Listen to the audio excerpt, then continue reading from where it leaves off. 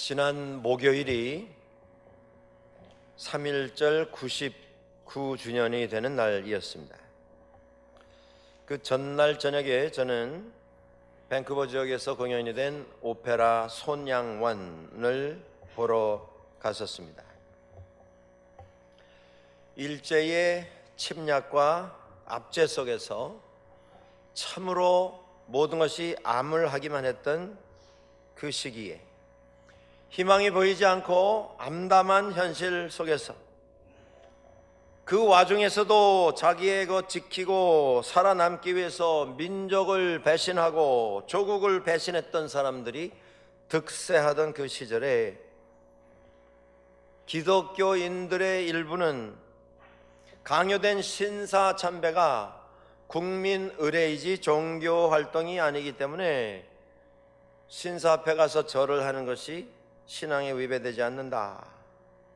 그렇게 합리화하면서 하나님 믿고 예배하는 믿음마저도 배신하던 사람들이 대접을 받고 대우받던 그 시기에 우리 민족사에 있어서 가장 암울하고 어둡고 슬픈 그 시기에 1939년 전남 여주 그 당시에 나병 환자들이 모여서 함께 살아가고 있던 애양원에 부임을 한 목회자 손양원 목사에 대한 이야기, 그 이야기를 담은 오페라였습니다. 그 암울하던 시절 손양원 목사님은 애양원에 와서 이렇게 기도합니다. 나병에 시달리며 모든 환경에서 다 제외가 되고 모든 환경에서 배척을 받았던 그들을 위하여 기도합니다. 이들은 세상에서 버림을 당한 자들이었고 부모와 형제의 사랑에서 떠난 자들이었고 세상 모든 인간이 다 싫어하여 꺼리는 자들이오나 오 주여, 그래도 저는 이들을 진정으로 사랑하게 하여 주소서. 가장 어려웠던 시절에 가장 어려웠던 환경 속에서 나라를 생각하고 민족을 위한 기도, 형제 자매들을 위한 기도를 가지고 그 어려운 목회 사역을 묵묵히 감당했던 분의 기도입니다. 손양원 목사님은 결국 신사 참배에 반대했다고 하는 이유로 1940년에 일제의 손에 의해서 잡혀서 감옥에 갇히게 됩니다. 그곳에서 많은 고문을 당하고 설득을 당하고 유혹을 당하고 협박, 공갈, 죽을 고생을 하면서 감옥에 있다가 우리 대한민국이 해방이 돼서야 겨우 석방이 돼서 자유의 몸이 되었습니다. 오늘 본문에 느헤미야의 말이 나옵니다. 그가 이렇게 말합니다. 아닥사스다 왕 제20년 기슬르월에 내가 수산궁에 있었다. 아닥사스다 왕이라고 하는 사람은 페르시아 제국의 임금입니다. 느헤미야는 남유다가 바벨론에 망했을 때에 포로로 잡혀 나온 이스라엘의 귀족 가운데 한 사람입니다. 그런데 그때로부터 한 3, 4대가 흘렀습니다. 백수십 년이 흘러간 것입니다. 그런데 이스라엘 포로로 잡혀 나왔던 느헤미야의 후손으로 타여난 느헤미야가 이제 백수십 년 후에 바벨론을 다 멸망시키고 지역에 새로운 패권을 잡았던 페르시아 왕궁에 왕의 음식을 책임맡은 관직을 맡은 사람으로 등장합니다. 왕이 자기가 먹는 음식을 그저 하인 가운데 음식 잘하는 사람에게만 맡길 수가 없습니다. 점검을 하고 정말 믿을 수 있는 똑똑한 총명한 실력이 있는 사람을 고르고 뽑아서 이 관직을 세우는 것입니다. 원해서 간 이민은 아니었지만 나라가 망한 다음에 포로로 잡혀 나간 이민으로부터 3, 4대가 지났을 때에 후손으로 태어난 느헤미야가 그 지역의 가장 큰 나라 왕궁의 고위 관리로 등장을 하고 있는 것입니다. 세상으로 보면 이 정도면 인정받은 것입니다. 출세한 것입니다. 이 정도면 세상에서 다른 사람들보다 훨씬 좋은 조건의 삶을 가지고 있는 것입니다. 성공한 인생인 것입니다. 요즘으로 하자면 아주 고급 공무원의 선택을 받았다, 이렇게 우리가 생각을 해볼 수가 있습니다. 그런데 그 왕궁에서 편안한 삶, 안전한 삶, 부유한 삶, 미래가 보장된 삶을 살았던 느헤미야가 조국의 소식을 듣게 됩니다. 그 땅에서 온 사람들이 느헤미야를 찾아와서 지금 이스라엘 땅에, 지금 예루살렘의 형편이 어떠하다 하는 것을 이야기를 해 주기를 시작합니다. 사람들은 계속적인 외국의 침략 속에서 시달리고 폭행을 당하고 착취를 당하고 압제에 시달리고 있고, 예루살렘 성읍은 다 폐허가 되었고 예루살렘 성의 성문은 다 불타서 그저 돌벽만 남아있는 무인지경이 됐다라고 하는 말을 듣습니다. 그 말을 들으면서 느헤미야가 어떤 모습을 보이는가? 느헤미야는 사실 포로로 잡혀 나온 1세도 아닙니다. 백수십 년 전에 조상들이 포로로 잡혀 나왔을 뿐입니다. 느헤미야가 조국에 돌아가서 거기서 교육을 받고 그러다가 외국에 다시 나온 사람도 아닙니다. 아마도 가본 적이 별로 없는 이러한 곳입니다. 그런데 조국 소식을 듣고 그는 주저앉습니다. 무너지는 가슴을 부여안고 여러 날 통곡을 합니다. 식음을 전폐하고 하나님 앞에서 통곡하며 기도하기를 시작합니다. 무엇을 위해서 한 기도입니까? 조국을 위하여, 민족을 위하여 기도하기를 시작한 것입니다. 하나님은 이 세상을 창조하신 하나님이실 뿐만 아니라 하나님은 크고 놀라우신 하나님이셔서 이 세상을 오늘도 주장하시는, 통치하시는, 이끌어가시는 하나님이십니다. 그 하나님께 기도하고 있습니다. 하나님은 하나님의 계명을 지키시는 언약의 하나님이시고 사랑과 은혜의 하나님이셔서 이스라엘을 기억하시고 이스라엘에게 응답하시고 그들을 지키시고 보호하시는 하나님이신 것을 고백하며 기도하고 있습니다. 그렇게 나라와 민족을 위해서 기도할 때에 느헤미야는 하나님 앞에 회개하며 엎드리고 있습니다. 이스라엘의 이 암울한 현실, 이스라엘의 외국의 세력으로부터 당하는 모든 어려움, 고난, 고통, 전쟁, 기근, 이 모든 것은 이스라엘이 하나님 앞에 그동안 저질러왔던 모든 죄의 결과입니다. 그런데 놀라운 것은 그 수백 년 동안 이스라엘이 이미 멸망하기 전부터 이스라엘은 하나님으로부터 떠나고 믿음으로부터 등을 돌리는 생활을 함으로써 이러한 상황을 자초했던 그런 민족입니다. 그런데 놀라운 것은 수백 년 후에 느헤미야는 이스라엘을 위해서 기도하며 이스라엘 백성을 위하여 기도하며 이스라엘의 그 아픔이, 이스라엘의 그 고난이, 이스라엘의 그 실패가 자신의 죄로 인한, 그들의 죄가 자신의 죄인 것을 고백하면서 하나님 앞에서 회개하며 기도하고 있습니다. 진정한 기도는 회개로부터 시작이 됩니다. 우리가 하나님 앞에 나가 무엇이든 구해야 합니다. 그런데 그 구하기 이전에 먼저 회개가 앞서야 합니다. 민족의 죄, 민족이 지금 처해 있는 암담한 상황, 그것이 자신이 당하는 고통으로 체험하면서 하나님 앞에 눈물로 기도를 하고 있습니다. 오늘 저희들이 한국에 대한 이야기들을 자주 듣습니다. 최근 한국이 여러 가지 면에서 어려운 상황에 처해 있습니다.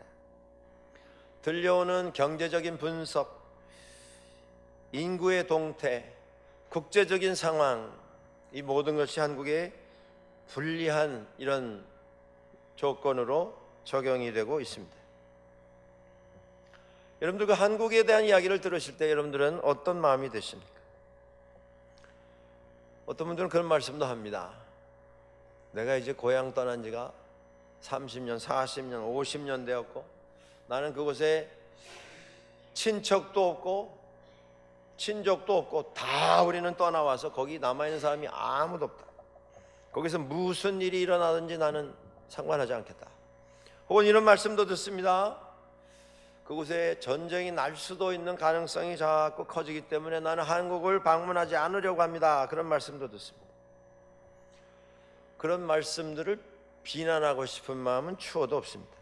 왜냐하면 한국의 상황을 볼 때에 그런 걱정을 안 할 수가 없는 상황이기에 우리 모두는 저를 포함해서 다 그런 걱정을 가지고 있기 때문에 그렇습니다. 한국이 경제적으로는 대단히 지금 부흥을 했습니다. 그런데 경제적인 부흥과는 반비례로 지금 한국에서 생활하고 있는 국민들의 삶의 만족도는 점점 떨어지고 있습니다. 국민소득이 3만 불에 육박한다라고 하는 자랑스러운 통계가 나와 있습니다만은 그 땅에 살고 있는 일반 국민들의 여론조사를 해보면 여러분들 청소년들에게 묻습니다. 한국에서의 삶이 행복한가? 지금 경제적으로 세계에서 한 30개국 제일 상위권, 제일 잘 사는 30개국 거기 살고 있는 청소년들에게 똑같은 질문을 던졌습니다. 한국에서의 삶이 만족한가, 행복한가? 제일 잘 사는 30개국 나라 가운데 청소년들, 10대 청소년들에게 물어본 삶의 만족도는 30등입니다. 이제 사회에 진출해서 직장 생활을 하고 있는 20대, 30대, 40대에게 물었습니다. 직장 생활에서 얻어지는 소득, 그 소득을 가지고 진행하는 삶에 대한 삶의 만족도, 만족한가, 행복한가? 제일 잘 사는 나라 30개국 중에 30등입니다. 은퇴한 이후에 노년을 지내고 있는 노년들에게 물었습니다. 노년의 생활이 만족하십니까? 30개국 중에 30등입니다. 근본적인 무엇인가 문제가 있는 것을 우리는 깨닫게 됩니다. 더욱더 심각한 것은 생활은 풍요해졌는데 영적인 부분은 점점 나빠지고 있다라고 하는 것입니다. 교회를 보면 그 증거를 우리가 분명히 알 수가 있습니다. 교회도 여러 가지 면에서 많이 축소가 되고 점점 활동이 줄어들고 있는 모습들을 우리가 보게 됩니다. 이상한 것은 소득이 올라가면 올라갈수록 사람의 영성은 점점 하락이 된다고 하는 것, 너무 안타까운 모습입니다. 이런 소식을 들으면서 여러분들은 한국 소식을 들으시며 어떤 마음이 드십니까? 내가 저럴 줄 알았다. 나는 20년 전부터 그걸 예견했던 사람이다. 내가 그렇게 외쳤는데 사람들 들은 채도 안 하더니 지금 그 모습이 점점 구체화되고 있다.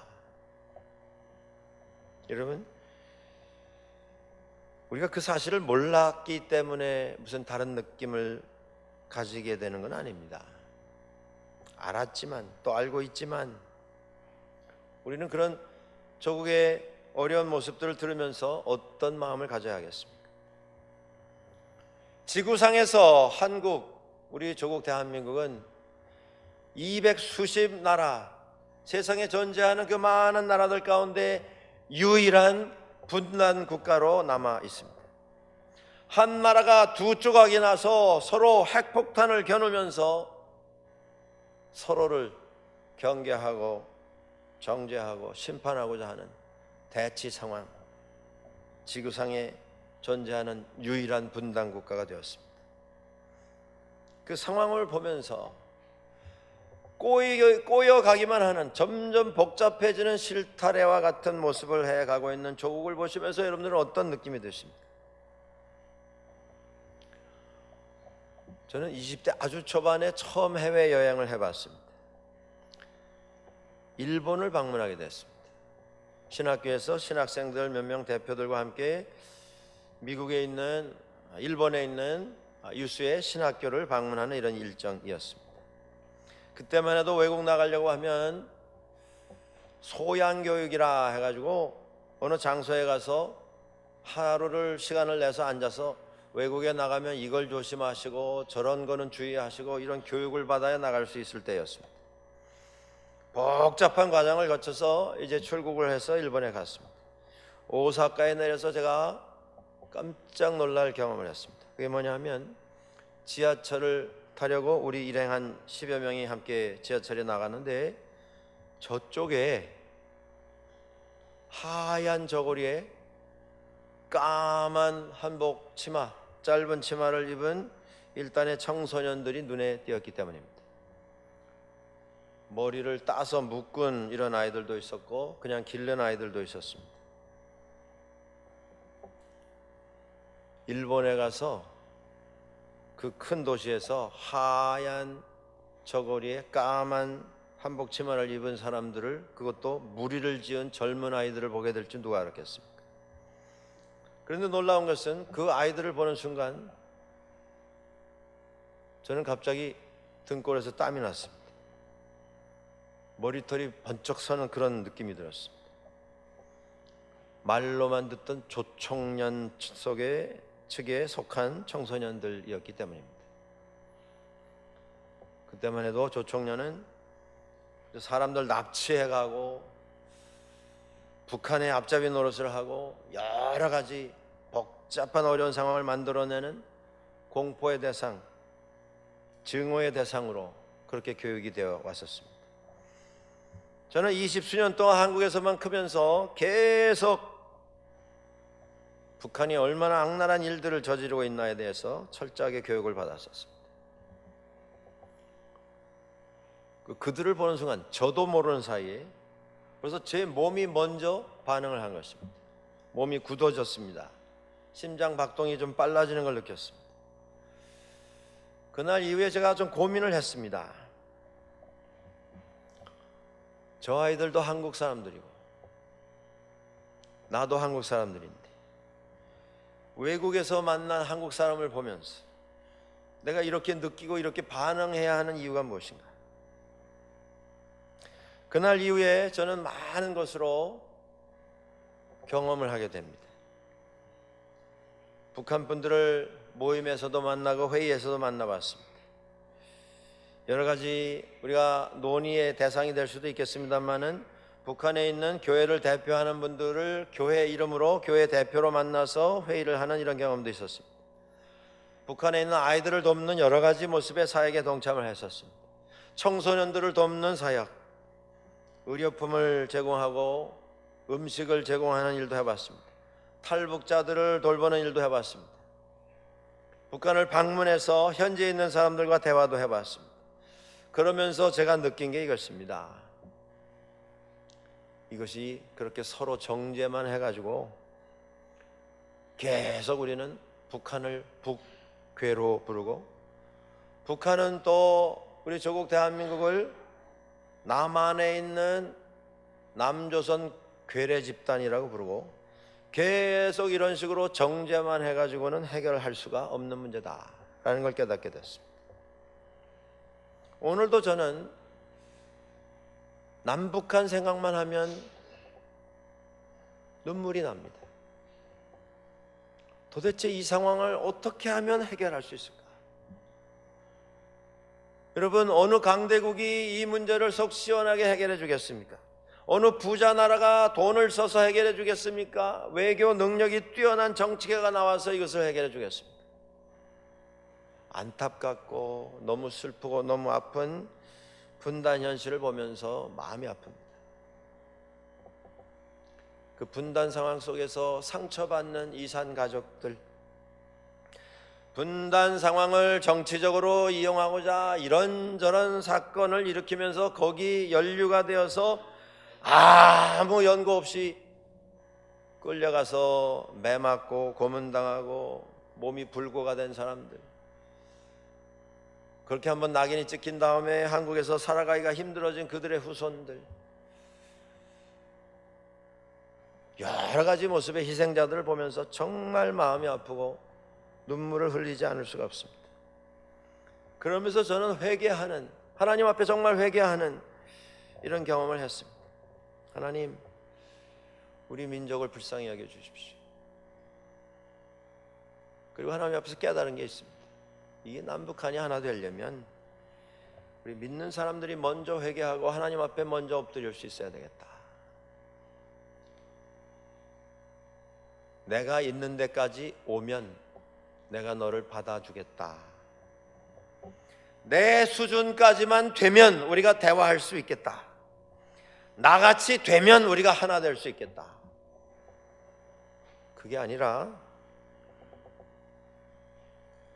아는 사람이 먼저, 복음으로 용서받은 사람들이 먼저 하나님 앞에 회개하며 눈물의 기도로 엎드릴 때에 남북한이 하나 되는 일이 시작이 되겠다라고 하는 깨달음을 가지게 되었습니다. 느헤미야는 조국 이스라엘의 불행한 현실에 대해서 아무 상관이 없는 사람입니다. 그는 조국에서 태어나지도 않은 사람입니다. 그들이 지은 죄하고는 상관이 없는 사람입니다. 편안하게 안전하게 그저 부요한 미래가 있는 삶 즐기기만 하면 되는 상황입니다. 그런데 며칠을 금식하고 하나님 앞에서 통곡하며 조국을 위해서 기도하는 그의 기도의 모습을 보게 됩니다. 모세도 그랬습니다. 광야에 나와서 이스라엘이 하나님 말씀에 불순종하고 반역하고 죄를 짓는 모습을 볼 때에 하나님께서 진노하셔서 그들을 벌하시고자 했을 때에 모세는 하나님 앞에서 담대하게 기도합니다. 하나님, 그들을 용서해 주십시오. 그들을 용서하시지 않으실 것이면 제 이름도 하나님의 생명록에서 제하여 주십시오. 나라와 민족을 위한 믿는 자의 기도입니다. 오늘 이런 기도가 우리에게 있습니까?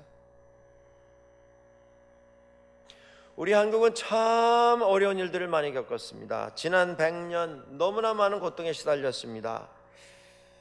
일제강점 시기에 얼마나 많은 신앙인들이 신앙을 제대로 지키기 위해서 고난을 당하고 고문을 당하고 매를 맞고 추방당하고 목숨을 잃지 않았습니까? 그런 어려운 한국의 상황을 피해서 만주로 피난 간 분들이 있었습니다. 소련 땅인 연해주로 피난 간 분들이 있었습니다.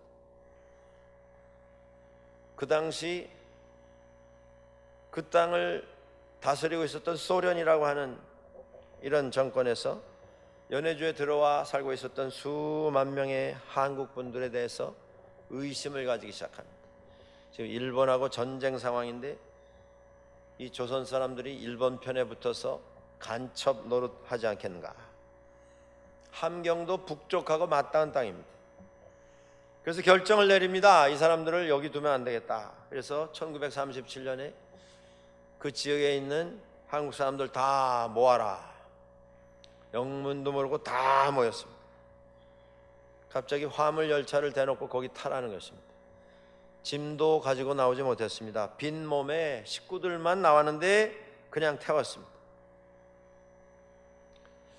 8월 말에 그곳을 떠나서 지금의 중앙아시아, 우즈베키스탄, 카자흐스탄 이 지역까지 한 45일을 달려서 그곳으로 이동을 시켰습니다. 한밤중에 허허벌판에 도착해서 화물차를 열고 사람을 내리게 했습니다. 밤에는 영하 10도로 떨어지는 그러한 날씨가 있었습니다. 그때에 낳은 지 5일밖에 되지 아니하는 핏덩어리를 안고 탄 어머니와 그 품에 안겨 나온 아기가 있었습니다. 그 아기의 아버지가 나중에 남긴 말입니다. 그 열차 속에서 45일 동안 음식도 주지 않고 물도 주지 않고 달리기만 하는 그 열차 속에서 어떻게 살아남았는지 우리에게 묻지 말라. 한 때문에 살았다. 한이 맺혀서 그것 때문에 살아남았을 뿐이다. 중앙아시아에 내려서 밤에 들판에 다 밀려 나왔는데 뭐 인가도 없고 먹을 것도 없고 밤에 얼어붙는 추위가 몰아치게 되었습니다. 땅을 파고 땅굴에라도 들어가야 살 수 있는 상황입니다. 땅을 팔 수 있는 연장이라고는 전무했습니다. 거기서 이제 막 태어난 아이들, 아직 엄마 품을 떠날 수 없는 어린 아이들이 있었습니다. 그때 할머니 할아버지들이 모이셔서 이런 회의를 하셨다고 합니다. 우리는 이제 살 만큼 살았으니 이제 떠나도 여한이 없으나 저 아이들, 저 어린 아이들, 저 아이 어머니들은 살려야 되지 않겠습니까? 그래서 그 얼어붙는 밤중에 어머니와 아이들을 가운데 놓고 노인들이 그 주변에 다 모여들어서 그 산모와 아이를 덮어서 밤을 지냈다고 합니다. 아침이 되니 10여 명 가운데 대여섯 어른들께서 세상 떠나셨더랍니다. 이 고생을 하며 그 시기를 지나지 않았습니까?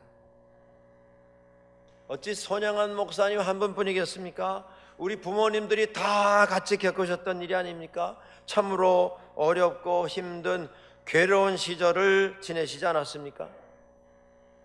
여러분, 오늘 한국에 영광스러운 한국, 20세기의 기적이라고 하는 이름이 있게 된 데에는 그 뒤에 이렇게 희생하신, 고생하신, 인내로 희생으로 그 시기를 감당을 하셨던 부모님 세대가 있었기 때문입니다. 한국 교회가 세계를 향해서 우리 한국은 기독교회가 이렇게 컸다 자랑을 합니다. 그 교회가 있게 된 것은 우리 조국 대한민국의 가장 암담하고 어려운 이 시기에 믿는 기독교인들이 목숨을 걸고 나라와 민족을 위해서 기도하고 희생하고 순교를 감당하셨기 때문에 그런 결과를 가지게 된 것입니다. 손양원 목사님이 감옥에 갇혔다가 5년 만에 죽을 고생을 하고 석방을 받았습니다.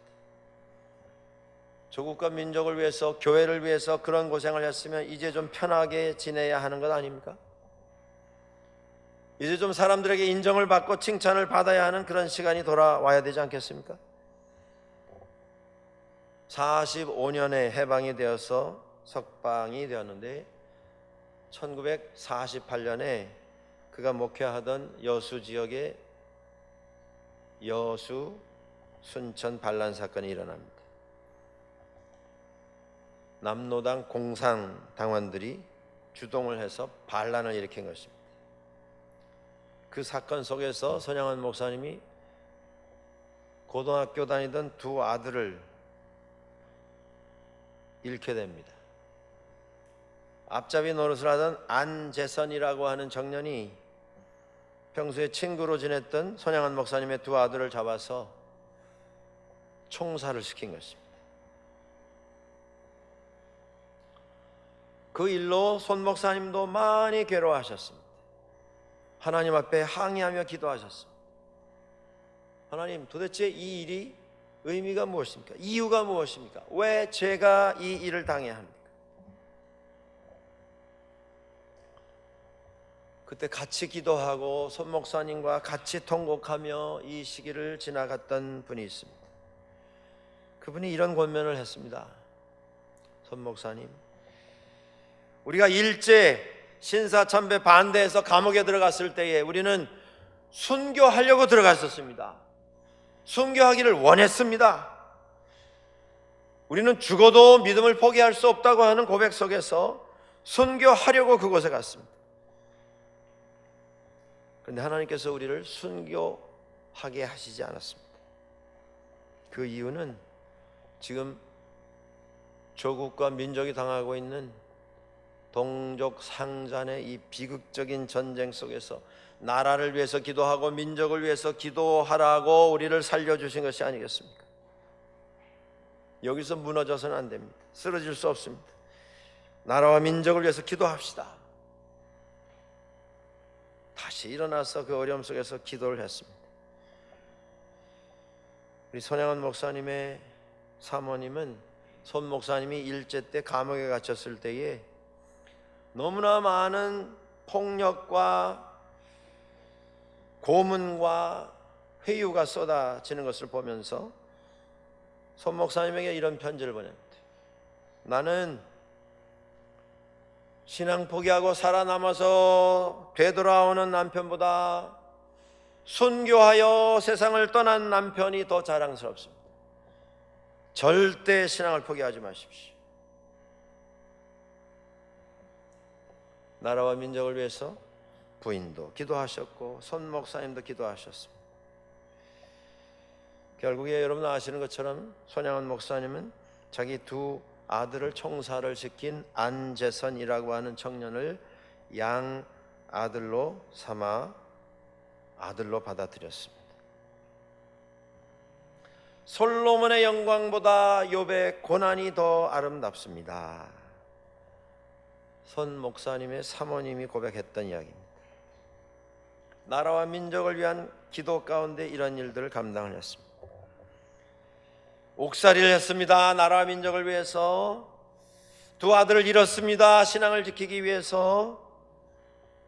그러면 이제 좀 편하게 살아야 되지 않겠습니까? 1950년 한국전쟁이 일어났습니다. 그 지역에도 북한 군인들이 쳐내려왔습니다. 9월 달에 손 목사님이 붙잡혔습니다. 애양원 분들이 여기 계시다가 목사님은 큰일 당하시니 빨리 피난을 하시오. 환자들 두고 저는 당신들 떠날 수 없습니다. 끝까지 그곳에 남았다가 체포됐습니다. 전쟁의 한 전환점이라고 할 수 있는 서울이 회복되던 9월 28일 그는 북한군에 의해서 총살당합니다. 그의 나이 48세였습니다. 제가 그 오페라를 보면서 하나 다시 깨달은 게 있습니다. 이 손 목사님 이분의 삶에 있어서 기도가 하나 있었습니다. 그게 뭐냐면 순교였습니다. 순교. 예수 그리스도를 위해 살다가 예수 그리스도를 위해 죽게 해 주십시오. 감옥에 정말 죽을 각오로 갔습니다. 근데 살아 돌아왔습니다. 아들을 잃었습니다. 그런데도 민족과 나라를 위해서 기도했습니다. 결국 그렇게 섬기다가 죽었습니다. 죽으면서도 그는 나라와 민족을 위해서 기도하며 죽었습니다. 제가 신학교 처음 공부할 때에 선배 목사님들에게서 들은 말씀이 있습니다. 목사는 세 가지는 꼭 준비하며 살아야 한다. 설교 한 편은 항상 준비하고 살아라. 어디에 가든지 누가 부탁을 하든지 목사님 말씀 전해 주시오 하면 그저 아멘 하고 전할 수 있는 설교 한 편은 준비하며 살아라. 저는 아직도 젊다고 생각합니다만 저보다 더 젊은 목사님들 요새 만나면 어느 날 이걸 좀 준비해서 말씀을 전해 주시오 하면 저 못합니다 이러는 목사님들이 있습니다. 목사가 말씀 전하라는데 못한다는 말이 그게 있을 수가 없는 대답이죠. 설교 한 편은 어디 가서나 준비하고 살아라. 두 번째, 목사는 떠날 준비는 하고 살아라. 그게 하나님 뜻이면 언제 어디로 가라 하실 때 미련 두지 않고 포기할 수 있는 준비하고 살아라. 세 번째, 목사는 죽을 준비하고 살아라. 언제라도 부르시면 하나님, 제가 주님께로 돌아갑니다, 고백할 수 있게 살으라는 것입니다. 여러분, 어찌 목회자에만 해당되는 말씀이겠습니까? 다른 건 우리가 말씀드리지 않더라도 우리는 다 세상을 떠날 사람들 아니겠습니까? 그렇다고 하면 떠날 준비를 하고 살아야 되지 않겠습니까? 우리 믿는 사람들은 죽기 위해서 사는 사람들입니다. 왜냐하면 죽어야 우리의 구원이 완성되기 때문입니다. 육신만 죽는 것이 죽음이 아니라 우리의 생각이 내려질 때에 예수 그리스도 앞에 내가 가지고 있는 내 의지, 내 계획, 내 야망, 내 꿈, 내가 가지고 있는 계획 다 죽을 때에 우리는 진정한 의미의 그리스도의 사람이 될 수 있습니다. 손 목사님의 민족과 나라를 위한 기도가 의미가 있는 것은 그가 자신의 삶을 그리스도 앞에 내려놓는 실천을 가졌기 때문입니다. 느헤미야의 삶이 의미가 있는 것은 그가 자기가 가지고 있는 것, 자기가 누릴 수 있는 것 다 내려놓고 정말 나라와 민족을 위해서 자신의 것을 희생하고자 하는 삶을 가지고 있기 때문입니다. 오늘 말씀에 느헤미야가 고백합니다. 이제 주의 종 이스라엘 자손을 위하여 주야로 기도하며 이스라엘 자손이 주 앞에서 범죄함을 자복하오니 주는 귀를 기울이시고 눈을 여시사 종의 기도를 들으시옵소서. 제가 주께 간구하나이다. 하나님, 진정으로 신앙생활을 하는 사람이라고 하면 동족을 위하여 눈물의 기도를 가질 수 있어야 합니다. 신앙에는 국경은 없다. 그러나 그리스도인에게는 조국은 있다. 이런 말씀이 있습니다. 이 편한 곳에서, 안전한 곳에서, 풍요한 곳에서 우리들은 무엇을 위해서 기도합니까? 나라와 민족을 위한 기도가 있습니까? 이런 이야기를 우리는 수없이 듣지 않았습니까? 나라와 민족을 위해서 기도해야 한다. 어떤 분이 좀 재미있는 얘기 하신 것을 들은 적이 있습니다. 어떤 앵무새가 식품점에 들어왔답니다. 들어와서 점원을 보더니 이렇게 말하더랍니다. 포도 있어요? 포도 있어요? 점원이 별새가 다 있다 생각해서 없어 그랬답니다. 그랬더니 앵무새가 씩 웃더니 가게를 나갔습니다. 한 10분 지나더니 똑같은 앵무새가 다시 들어왔습니다. 포도 있어요? 점원이 야, 아까 없다 그랬잖아. 없어 그랬답니다. 그랬더니 또 씩 웃더니 또 나가더랍니다. 한 10분 있더니 또 들어와가지고 앵무새가 또 물었습니다. 포도 있어요? 점원이 화가 났답니다. 그래서 아까 없다 그랬지. 우리 집에 오늘 포도가 없고 이전에도 없고 지금도 없고 앞으로도 없을 거야. 또 들어와서 나 귀찮게 하면 그 입에다가 나사못을 내가 박아버리겠다. 앵무새가 씩 웃더니 또 나가더랍니다. 한 10분 전에 또 들어왔답니다. 그러더니 점원한테 나사못 있어요? 그러더랍니다. 없다고 그랬더니 잘 됐네요. 포도 있어요? 그러더랍니다.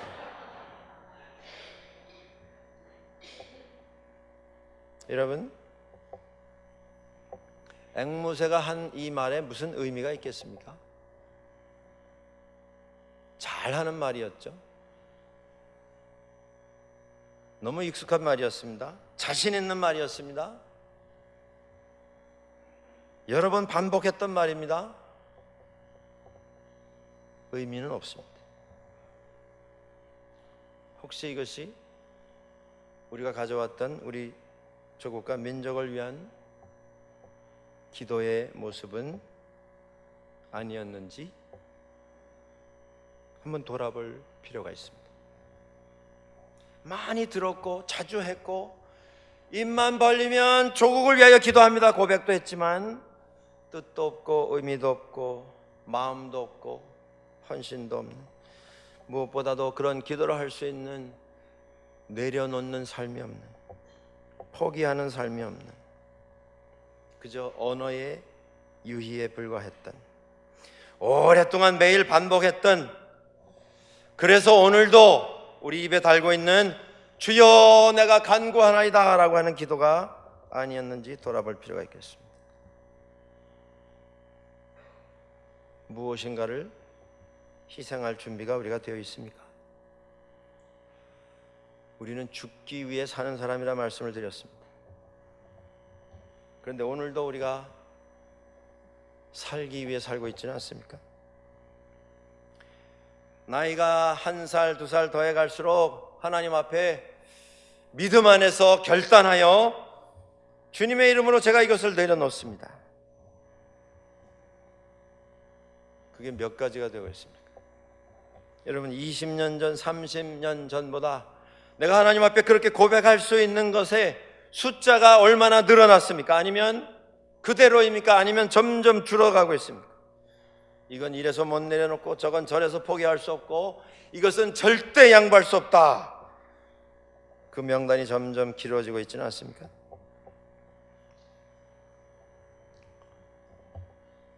(3.1절에) 독립선언서가 선포가 되었습니다. 그 일에 주역 감당했던 33인이 있습니다.